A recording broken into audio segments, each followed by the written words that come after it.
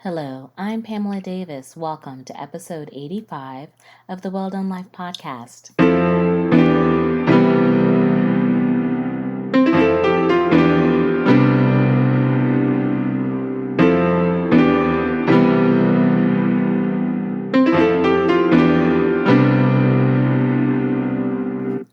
Hello, and welcome back to episode 85 of the Well Done Life podcast.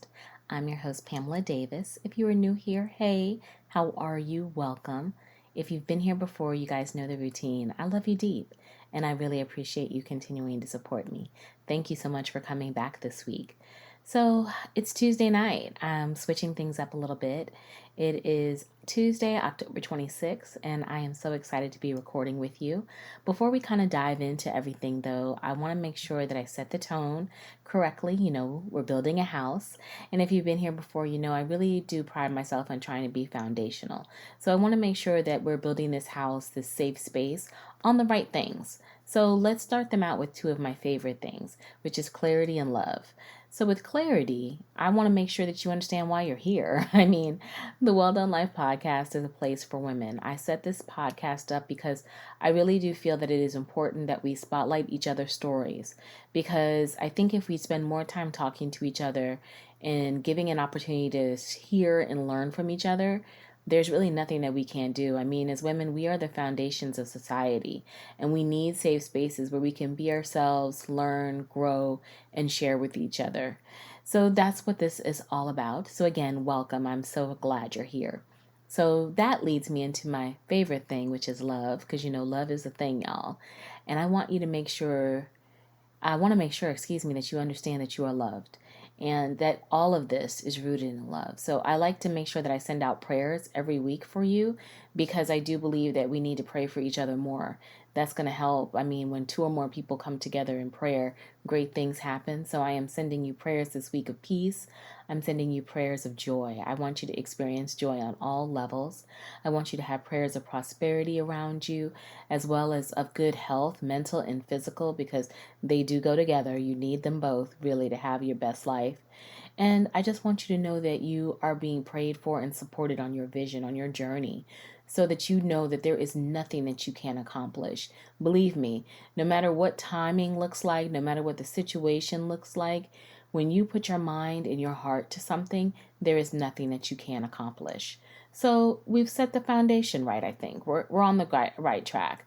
A little bit of love, a little bit of clarity, and just, again, I'm very grateful that we're here. So this week, like I said, I'm recording early. I feel really good.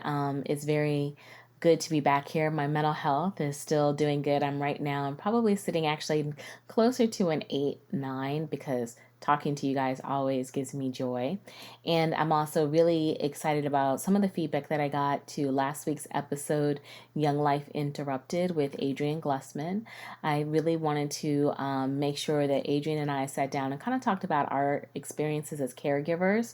So any of your feedback that you have to share, any questions you have, please keep them coming, because as caregivers, we know that it is a lot on the journey to face, and you can feel very alone, but just know that you're not. Many of us are out here doing it or have done it, and we're still thriving. We're making it, and there's still life out here for you. There's still support out here for you.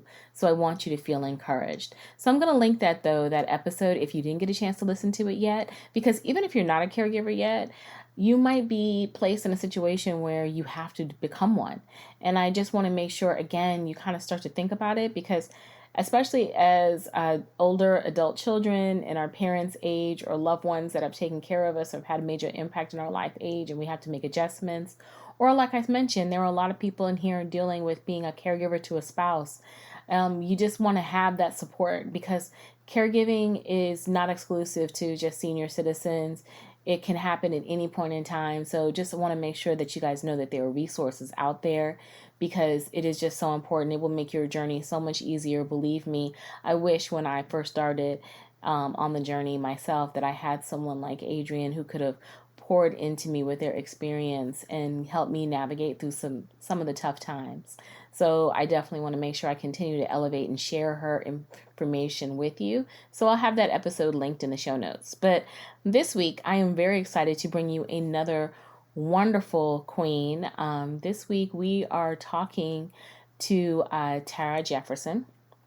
Tara is the founder of the Self-Care Suite, and we are talking about self-care, her journey to self-care, how she incorporates into her life, and then particularly her mission is geared toward women of color, because as women of color, we do face many different challenges, not just from a societal standpoint, but just from a cultural standpoint as well. We have lots of expectations on us. I mean, many of us are wearing an S on our chest, and we really shouldn't be, because no one is Superman or Superwoman. We all need to be able to take breaks and to be very intentional with each other. So I wanted to make sure that I spotlight her because what she's doing with the self-care suite is amazing. I have taken advantage of some of her many offerings, and I wanted to make sure that I elevate this queen because as we are especially going into this time toward the end of the year, we need to be very intentional with ourselves and our energy right now because we're preparing for our next level. I mean, we have been talking about, abundance, and you can't pour from an empty well.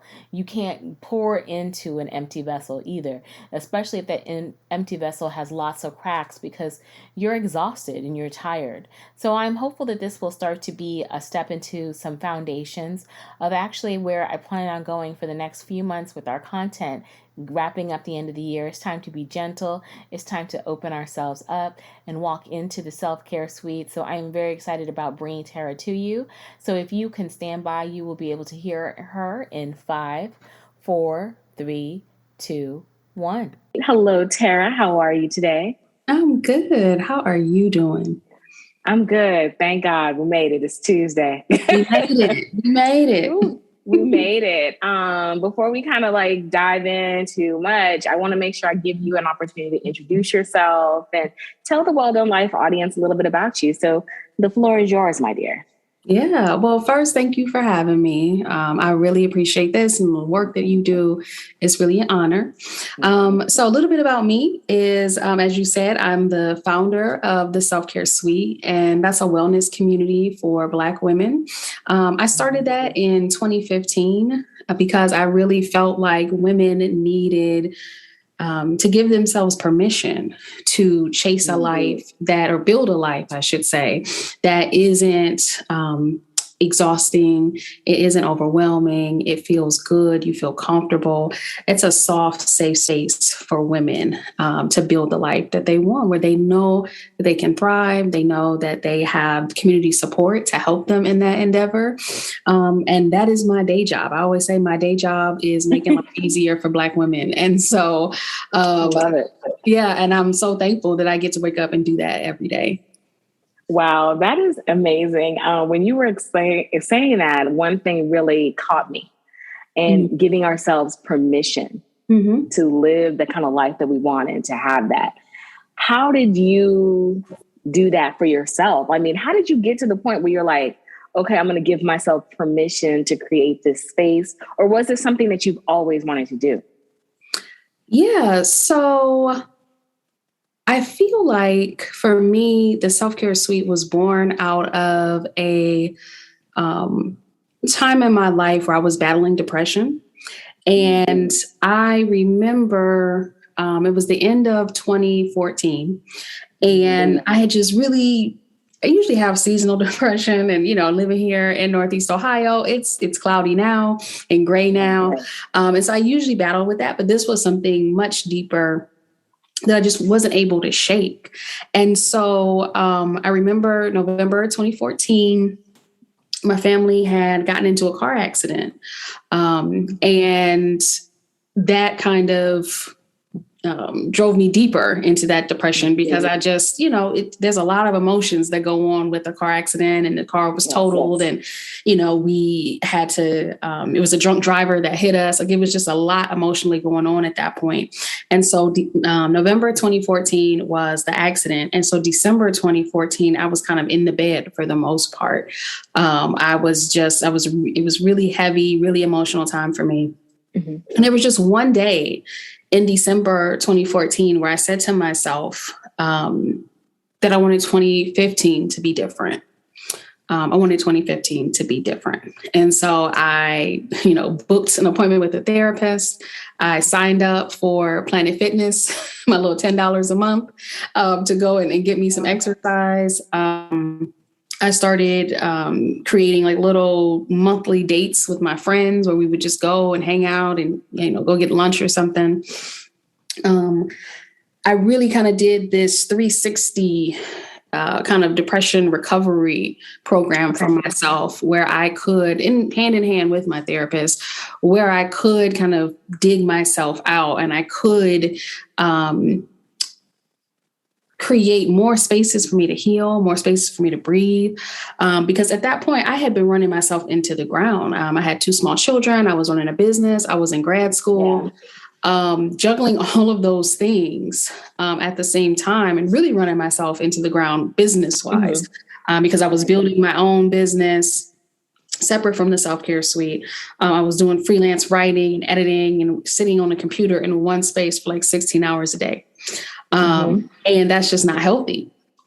So, I really decided that 2015 was going to be a different year for me, and it was. And I didn't want to do this journey alone. I felt like, I wasn't able to climb out of the depression that I was in by myself. It was a team of people. It was a community that surrounded me. And so that's what led me at the end of 2015 to start the self-care suite, because I wanted us to come together. And I feel like there's power in community. There's power in being amongst a group of people. We don't all have to have it together. We can all be struggling at different levels and trying to figure it out. And we're just on slightly different steps. But there's power in being with other women who are like, it doesn't have to be me who cooks dinner every day. It doesn't have to be me who, is listed as the primary parent on all of the kids' school forms. It doesn't have to be me who, volunteers for everything at work. It doesn't have to be me. I can draw boundaries. I can set different parameters for my life. I can give myself permission to go out of town and just have a good time with my friends, take girls trips, whatever. And so sometimes it's easier to give yourself permission in community. Sometimes I found that's the case. And so kind of like that positive peer pressure, I always like to kind of lean back. It's like that positive peer pressure. And so that's how I gave myself permission. It was like, I just didn't want to feel, how you reach that limit. I didn't want to feel the same way anymore. And I didn't want to feel like I was just following these prescribed steps that somebody said, okay, you should, graduate high school and you should go to college and you should start, get a job and you should have kids and you should get married. I was just kind of checking off those boxes and doing those steps. And I realized that in the way that it was structured, I was suffocating and I needed room to breathe. That's one of the self-care suites taglines is we give you room to breathe. And that's what I needed. And I know that's what so many other needed as well. So that's my story of how it led to the creation of this suite, is me giving myself permission to let go and choose ease and choose to flow with what is, and to choose a life that didn't feel so constricting, but felt expansive. I love it because it's funny when you were talking about it, not obviously your accident or anything like that, but I have thought about obviously how it just seems like it takes trauma, unfortunately, for us to literally sit down and get real with where we are in our lives. Like you said, it's like checking off so many boxes to accomplish everything, but then waking up one day and realizing I'm exhausted and I'm miserable. Yeah, exactly. Yeah. And giving yourself, I admire the fact that you're being so transparent. So obviously your experiences have helped you kind of, actually lay the foundation for the self-care suite, and the fact that it is rooted in therapy, the fact that you went to therapy, because, a lot of us, unfortunately, I'm a big therapy proponent myself because I battle depression at times too. It is so important for us to give ourselves those spaces for doing that. And so I guess obviously with everything that's going on, because your journey has been so evolutionary, what does self-care look like and feel like for you now? Yeah, I love that question.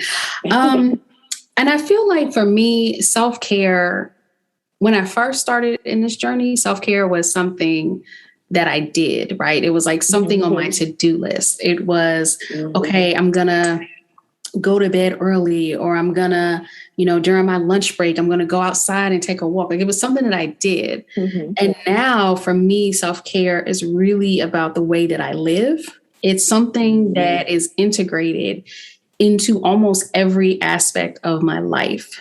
And so what I mean by that is when I make decisions for myself and, even broader, my family, my kids, when I make decisions now, I'm not operating from a space of lack and uncertainty. And I have this clarity on, what my priorities are, what my boundaries are, what my needs are, my personal needs are. So I don't make decisions that go against any of those things.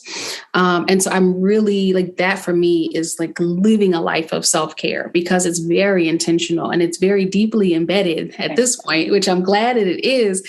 Been doing it for a while, but it's very deeply embedded into how I live. And I think, part of the reason why I started this work is because I realized that it's kind of like two things. One, women are so busy. Like, we are caretakers. Even if you don't have kids, like, we're taking care of everything. We're taking care of things at work. We're taking care of, maybe aging parents and kids and family and all of that. And we're so busy being caretakers that we haven't even had the opportunity or the time or the space to really think about our own needs and our own priorities. And in some cases, we're told that we're selfish or we're lazy when we go and we start to consider ourselves first. So not only, are we so busy doing other things, but we're actively being told that to stop and take care of yourself first is a bad thing. And so you have these kind of conflicting thoughts and feelings, like you feel worn out and you feel tired, but you're told that this is just what women do. And particularly for Black women, this is especially what Black women do. And so when you have those two thoughts together, it's very clear that we need some counter programming. We need some, voices in the crowd that let us know that it's okay to do this, and it's preferable to live this way, where you're really intentional about what you need, and that's always top of mind for you. So just as a quick example of like what self-care looks like for me. I know that my brain, it works well between 10 a.m. and like 4 p.m. Any time between, outside of that, like, I'm not doing real heavy, labor intensive work and all of that. That's when my brain works best. So whenever I have meetings, it's between that time frame. I love that. Okay. Yeah, I try my best. I don't, have meetings on Fridays because I'm already checked out mentally. Monday through Thursday, 10 to 4, that's when I have my meetings, and it works out. I go to bed. My kids laugh at me all the time because they call me an old lady because my bedtime alarm goes off at 8:15. So I start, I'm an old lady. What? 8:15. Yes. And not I don't go to sleep at 8:15, but my bedtime alarm just, start winding things down and go take your shower and go do your meditate, all of that. That goes off at 8:15. Because for me, I know my priority is being a well-rested Black woman. And so in order for me to do that, the end of my day has to be incredibly smooth. I have to make sure that I get my appropriate amount of hours, because I used to not sleep. I used to get maybe 4 hours of sleep a night, and my kids were sleeping. My kids have always been great sleepers. So, I used to get 4 hours of sleep just because I was working. I was just up late. I was just doing other things. And I realized that wasn't the best thing for me. And so, here comes the 8:15 bedtime alarm at 9 p.m. I'm in the bed. So, I get my rest. So that's my long way of saying that self-care is it's in me. It's embedded. And I know people might listen to that and be like 8:15. Like, yes. my God. But that's what I decided I needed. Yeah. I'm in awe. I'm literally in awe. And how old are your children? Okay, so my kids now, they're both teenagers. So I have a 13-year-old and a 14-year-old. Yeah. Mind you, you look like you have a 3 and a 5-year-old. So bless that rest, that melanin, honey, you look. Yeah. I mean, so I did have them early, so That's okay, but you look stunning. And so you're welcome. And so your teenagers are trained to let you go to bed at 8:15. Oh yeah. Yeah. They know, I'm sitting with them in the living room. And and it's funny because at like 8:13 or so, like my own spidey senses go off. Like I know what time it is without the alarm going. I'm like, okay, I think my alarm's about to go off. What time is it? And they'll say, oh, it's 8:13. I'm like, see, I know. Like I'm in tune with what I need now. But yeah, and I've had them, I will say, I've had them, I don't want to say trained, but they know what to expect. they know what to expect, and they have for some time because they know that I've struggled with sleep for most of their lives, and they know that when mom goes to bed at 8:15, she's not so crabby in the morning. Like she's lovely, she's nice, she's not snapping at us. She has patience, and so they go to sleep. My husband stays up. So he's kind of like, the one who's watching the kids and locking the door, turn all the lights off and stuff. But yeah, mama goes to bed early. I love that and that totally makes me wonder, as someone who, like you said, I don't have a husband or children, but I have my mom and my younger sister and obligations. So for me, it is more chaotic. For someone like that, how did you communicate that or model that for your children and your husband so that they can understand? Because I think women, we struggle with, obviously communicating our needs and making sure that our family supports that. Because I think it's beautiful and I want to get like that. So how did you model that or get that set up in your house? Yeah. So really it was out of necessity because one of the my symptoms of like anxiety and depression, it comes in the form of sleep troubles. So I would regularly have like nightmares. I'd wake up at like 2 a.m., like a couple, maybe 3 or 4 times a week. And so my sleep was always kind of disjointed, and I was about to do some sleep studies and, go to the doctor and figure out what's going on because I just wasn't sleeping through the night. And so I would get these like fragmented chunks of sleep. And so, when I finally was like, okay, we've done the sleep journaling, we've done all of these things to help me. But one thing that the doctor recommended was like just a consistent bedtime, like a consistent, for about a month or so, see what happens. And so with that, and it's funny because it wasn't like I gave them a choice. It wasn't like I gave the family a choice on getting on board because I had been doing all this self-care stuff for a while. And I knew by that point that I just had to make it plain. Because one of the things that women tend to do in their families when they have small children and they have partners and all of these things is that they forget that they are part of the family too. Yep. They are just as important as their kids. They're just as important as their spouse, if not more so, because they're the ones who have to take care of the kids. And so when you understand that your role as their caregiver requires you to have certain things in place, I always tell women in our community that rest is required. It's not an optional thing. It's not a luxury. Like rest is required. And so for me, this was just a matter of, kind of sitting everybody down and, talking to my husband about, okay, if I'm going to bed at this time, the kids can be upstairs in their rooms. When they were younger, they would go upstairs to their room roughly around the same time. And as they got older, their bedtime shifted backwards a bit. But for the most part, when I go to bed, my son's kind of like me. He's kind of, once it hits like 8:30, 9 o'clock, his battery just runs out. So he's not too far behind me. And my daughter, she's a night owl, but her and my husband, they do whatever they do when I'm asleep. They go to bed 11 o'clock, 11:30, whatever.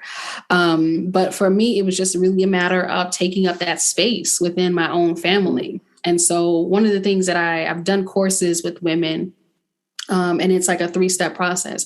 First, you have to take up space with yourself and be aware of what your needs are, what your priorities are, and learn how to voice them within yourself. Get comfortable with having needs. Then you have to take up space in that next rung, which is your immediate family, the immediate friends that you have, the household that you live in, taking up space there and doing things like, hey, this is what time I go to sleep. Hey, this is what I need in the morning. I can't have a whole lot of noise going on. When I get home from work, I need you guys to simmer down until give me 10 minutes in my room when I come home from work. And then I will get up and help you with homework and start dinner and all of that. So it goes self, your inner circle, and then the broader world, and learning how to take up space there. And so I think if you're not able to fully take up space in your household yet, then you got to go back to step 1 and make sure that you're comfortable with having needs. You know what those needs are. You have that greater self-awareness that helps you then take up space in your household. I love that, because I think we tend to overcomplicate setting up clear boundaries and communicating our needs. And I like the fact that you kind of relate it back to it starts to self, because I started doing that in my household as well. I literally have told my family, they know the mantra, if mama's not happy, that's me. None of y'all gonna be happy. I promise you, I will. I can make and I think as women, we have to understand that, especially as Black women, we have to understand that our vibe sets the tone for everything. Right. And so if you're not happy, nobody is going to be happy around you. So it is better to deal with you first and then go ahead and branch out, because just dealing with you can change the whole atmosphere of your house. Right. And I love the fact that you have your home, your family, your children understanding your priorities around self-care. Right. And doing that, was it a struggle? Did you find like it was easy for your family to understand where you were coming from? Or did you guys kind of have to, have growing pains through it? Yeah, definitely growing pains. Like I will even say to you now, I'm sitting here. This used to be my office in the house. And over the past year and a half or so, I turned it into my own little sanctuary space because I felt like my husband has the basement, right? Like he put all of his Lakers stuff up. He has his little man cave sign. He has all of that. And I was like, well, where is my space? Right? Like, where is my space? And I was going to use our sunroom, but we live in Northeast Ohio. I could use it like 6 weeks out of the year. Right. And so I reclaimed this space. It's a spare bedroom. And this is my space. I decorated it how I wanted. I got the TV and the Fire Stick, and I got blankets and everything. Like, this is my comfy space.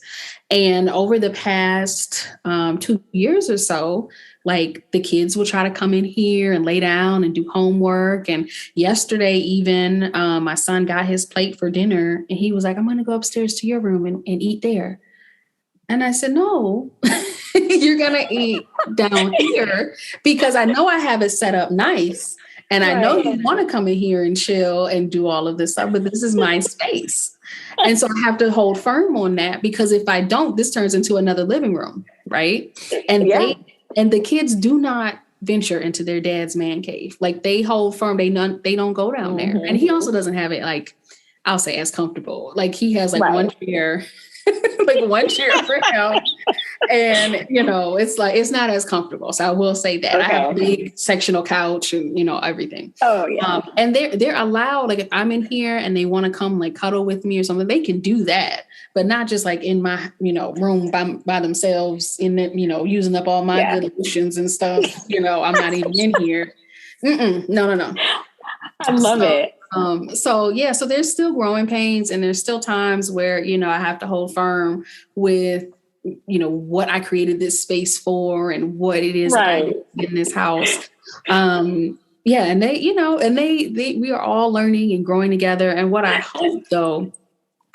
hope is that my kids take away from this is that, they saw a woman who prioritized herself, prioritized her needs, who made sure that she was aware of what she needed and was able to make it happen for herself. I hope that my daughter takes that into the future with her when she leaves this house. I hope my son takes that into the future for himself and anybody else that he might be partnered with or, be parent to.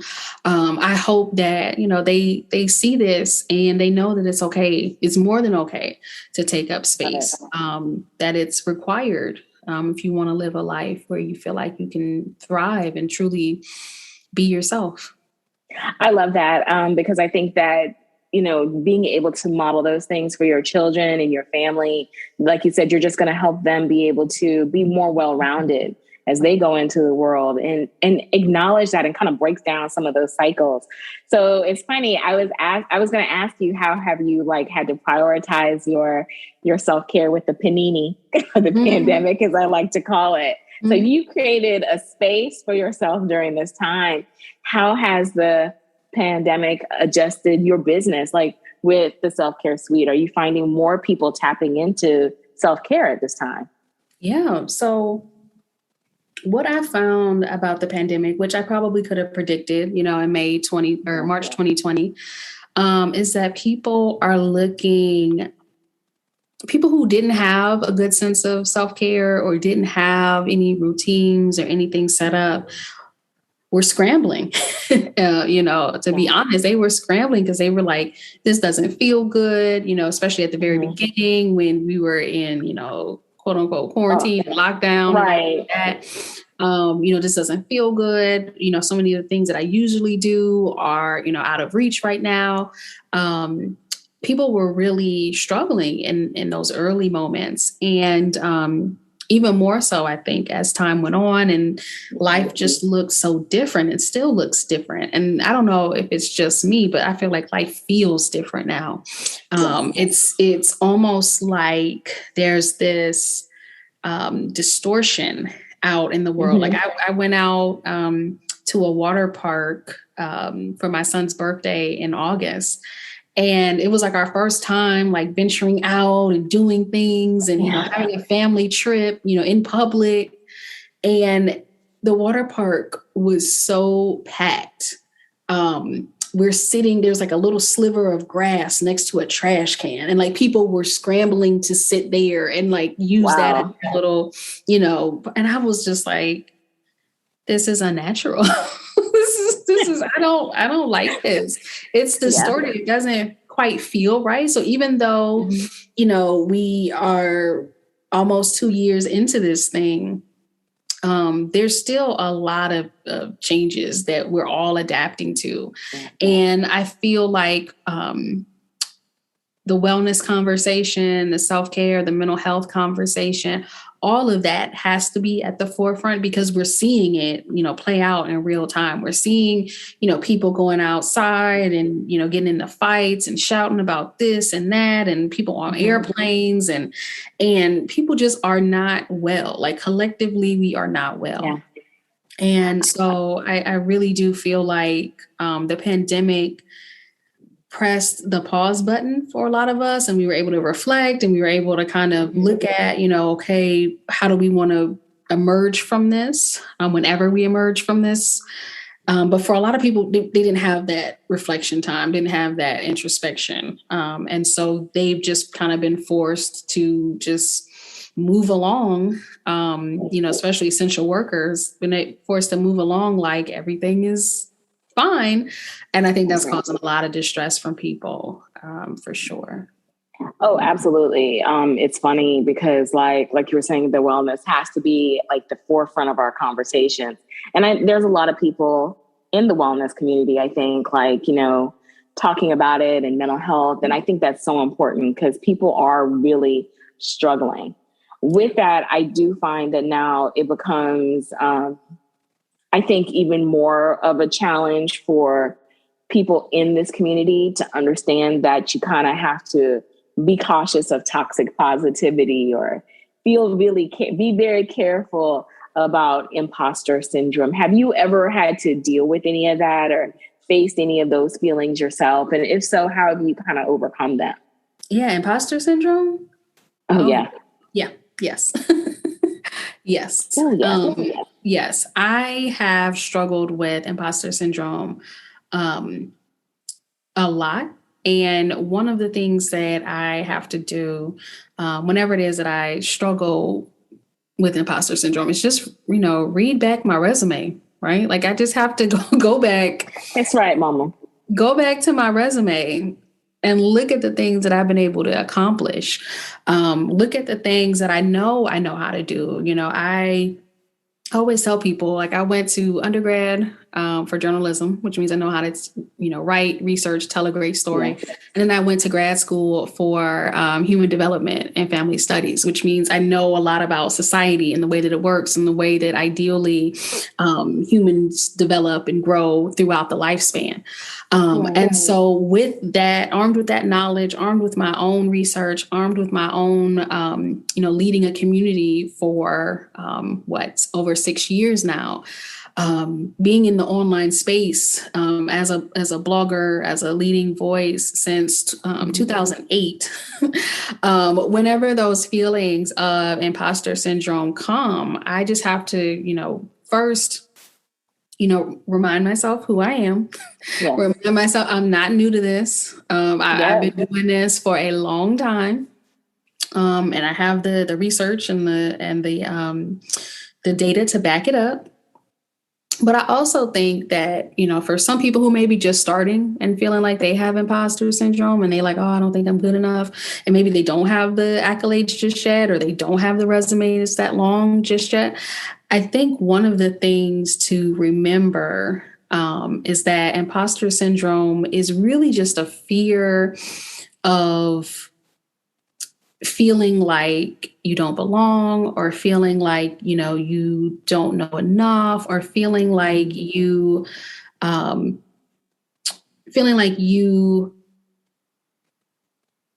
got someplace too soon, basically. And I think that the important thing to remember with that is that we're all learning. Like, nobody knows everything. I always say, you know, I used to say to myself, like, Beyonce is winging it, you know, like she doesn't know. She does not know for sure that something that she drops is going to hit. She does not know how many sales she's going to get. She does not know, you know, if this is the right move or that's the right move. For the most part, you know, a lot of these people are moving on instinct. They're moving on, you know, gut. They're moving on, you know, their best guesstimate at that time. And a lot of times that they're informed by past things that they've done. And so you just have to wait for, in your case, if you're just starting out, you just have to wait for the rest of the information to get to you. You just have to follow your own path. And you have to make sure, one, that you're not comparing your path to somebody else who's maybe also doing that same work or maybe started a couple of years ahead of you. You just have to look at what you're doing, what your why is, and take it from there, and not get so bogged down, I think, in like social recognition. Because I think a lot of times we look at, okay, well, I'm doing this and I'm talking about this and I only have 300 followers and they have 2,000 followers and they got 200,000 this, and my video that I worked on all day, you know, it only had, you know, 25 views. Really give yourself grace. That's number one. Yes. Like, you cannot do what everybody else is doing. You can only do what you do. And I think once you realize that there's enough space for us all, that we all can thrive, there's an abundance of success out here. It's not one person can't hoard it. You know, One person cannot hoard all of the success, but just give yourself time to grow and to learn and to make mistakes and to analyze that mistake and figure out, how to regroup and move from there. But I feel like imposter syndrome happens to most of us, if not all of us, at some point or another. But the best thing to do is just move through it. It doesn't have to be where you end. It doesn't have to stop you. Just move through it. Keep moving forward. Oh, absolutely. Because, when you're in the wellness journey, I think it's not just even being in the space as, someone who's sharing knowledge. I think people have imposter syndrome sometime on their journey because you're comparing what your friends got going on and how they've been able to adapt to someone's tactics versus you're struggling. And everybody, I just feel like, has to understand, which I think you hit it right on the head. Like, wellness is not a cookie cutter thing. Like, everybody's journey is going to look different and feel different, but it's all about what works for you, not what works for the masses. Right.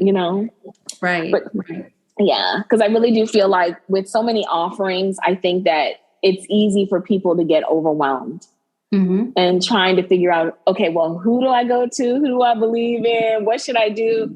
And I think it does require you to be very diligent and understand that everybody who's doing it shouldn't be the same, Yeah. Because you're not everybody. It's not like there's one prototype. So I love that. And I guess with so many people focusing on wellness now and going into, can't believe it, we're in the fourth quarter, almost into 2022, what's your vision for the self-care suite now? Like, what are you thinking? Yeah. So one of the things that the pandemic has taught me is that we, as a whole, as I said, I feel like collectively we are tired and collectively we are burnt out. I feel very confident and comfortable in saying that most of us could probably use 6 to 9 months where our bills are paid. We, can just take naps and rest and, regroup with friends and, do all of the things that, replenish us. We could all use 6 to 9 months of just rest and recovery. And so one of the things I try to be aware of when you talk about, wellness and one size doesn't fit all, is that I recognize that for most of the women in my community, launching some type of program that's super intensive, we're meeting 3 times a week, we got homework and journal entries and you got to do this, and that's not really gonna work right now. That is gonna get me a very low turnout for women in my community. It has to be, something that is definitely, well developed and well researched and very customized to the women in the community now. So I know that coming out with something that requires, like 10 hours a week or so is not going to happen. That's not going to happen. So I'm currently working on a program for women in the suite that is much more at your own pace, much more, here's something like very gentle, just a gentle offering, a gentle wrap around of resources. Because I know that we're all tired. And if I had the money, if I had $1 gazillion, if I had Oprah money, I would be funding, sabbaticals and things like that. Like ideally, that's what we need. We need somebody to be funding sabbaticals and giving ourselves the opportunity to rest. If I had Oprah money, and Oprah, if you're listening, because absolutely, has so many places. Oprah, if you're listening, I would love to work with you on doing that. And so that's what the self-care suite is really about. It's about being responsive to the needs of the community. And I know, because I'm also one of those people who would love a nice 6-month sabbatical. So if I could fund, some 3-month, 4-month sabbaticals, that would be fantastic. And Yeah, I feel like that's where the suite is headed. It's headed for very gentle, very effective, but very much at your own pace programming over these next few months and into 2022, because we really, I feel, haven't had an opportunity to catch our breath fully. And so that's what I want to offer. That's what the self-care suite started as. It started as a space for women to, you know, kind of catch their breath and have a space to pause and think about what's next and design that next phase of their life. And so we're just going to keep doing that throughout the year to come. So I'm really excited about it because I really feel like it's necessary, it's needed, and I'm thrilled to be, you know, part of the team that's developing it. I love that because I think, to your point, we do need that time. And it's so funny because it's like, I thought sabbatical with Oprah sounds great. I'm like, either I need that or I need a sugar daddy. Because like one of the other, something's going to have to come through. Yes, to help put it out. So you have this, I cannot wait to see what happens with the self-care suite. I'm very excited about following. How are you personally preparing for 2022 right now? Yeah. So I usually do. At the end of the year, I usually do have my own, I call it my December recharge. And I usually take off. It usually starts in November, but I call it my December recharge. But I usually will take off usually the full month of December into January. And that is my time to pause and reflect on the current year. Mm-hmm. Also prepare myself for the year to come. And so this year, I feel like the December recharge is more needed now than ever. And one of the things that I like to do during that period is I usually work on my house in some way, shape, or form, painting different walls or doing some hand painted. I'm working on some hand painted affirmation murals right now, which never done one before. Yeah, never done one before. Not quite sure. I'm working it out, working out the details, but I think that's going to be one of my projects for my December recharge. And I really just I slow down heading into the new year, and then I don't speed up once it hits January 1 either. Like I usually stay out of the office until after Martin Luther King Day. So I really ease into the new year. And, I have to really, budget carefully for that. I know what you mean. Right. I have to budget very carefully. But that's what I do. I usually don't hit the ground running in the new year until February. And for me, February 1st is my new year. Because, and especially now with 2021, it's like, yeah, we need a minute. Like we need a minute before we throw ourselves back into, the pace of trying to grind and hustle and accomplish everything. I really do believe in taking it slower than you think, because that's probably the pace that's more sustainable for you. So that's how I'm going to end my 2021, relaxing, painting, probably making a mess of one of these walls, but there's nothing that paint can't fix, just paint over it. Exactly. Oh my God.